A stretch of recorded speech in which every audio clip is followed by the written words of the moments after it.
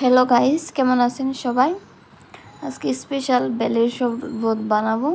এখানে আগে থেকে বেলগুলো ভেঙে রাখছি, এরপরে পানিতে মিক্সড করে নিচ্ছি। আর বেলটাও দেখতেও যেমন সুন্দর ছিল, বেলটা খেতেও কিন্তু অনেক মজা ছিল। আমি আবার বেলের শরবত তো খাই না, বাসার সবাই খাবে, এর জন্য বেলের শরবত বানাচ্ছি।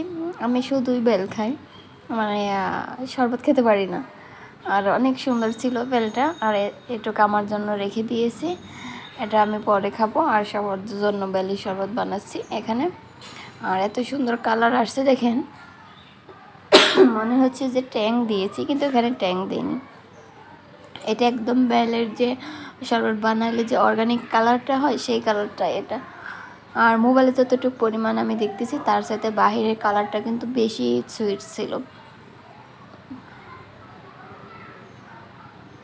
এখন একটু ভালো করে মিক্সড করে নিচ্ছি। আর এমনিতেও বেলের শরবতে খেতে ভালো, অনেকেই গরমের দিনে বেল শরবত পছন্দ করে, আমি কিন্তু পছন্দ করি না, এর জন্য আমি খাবো না, আমার জন্য দেইনি। আর বাসায় সবাই খাবে। এখন সুন্দর করে আমি বানিয়ে দিচ্ছি। এখানে একটু বরফ দিয়েছিলাম একটু ঠান্ডা হওয়ার জন্য।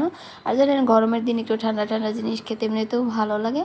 আর হালকা একটু চিনি মিক্সড করেছি, চিনি মিক্সড না করলেও হয়তো, বেশি দেইনি একটু। এখন আমি একটু গ্লাসে ঢেলে দিচ্ছি, সবাই একটু একটু করে খাক।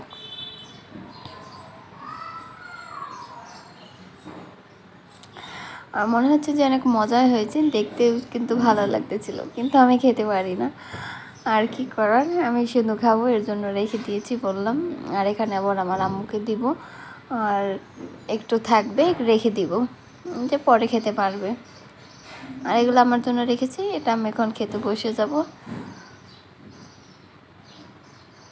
আর এখানে আবার আমার ছোটো বোন বলতেছিল ওকে একটু ট্যাং অ্যাড করে দাও।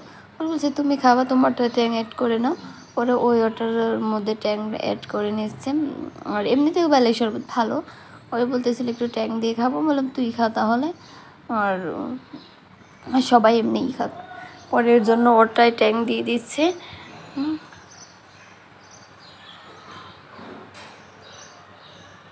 আর বলবেন কমেন্টে কে কে বেলের শরবত পছন্দ করেন। এই গরমের দিনে কিন্তু এরকম শরবত খাওয়া অনেক ভালো, অনেক উপকার। আর বেলের শরবত খাওয়া তো এমনিতেও ভালো, শুধু গরম বলে যে কথা তা না।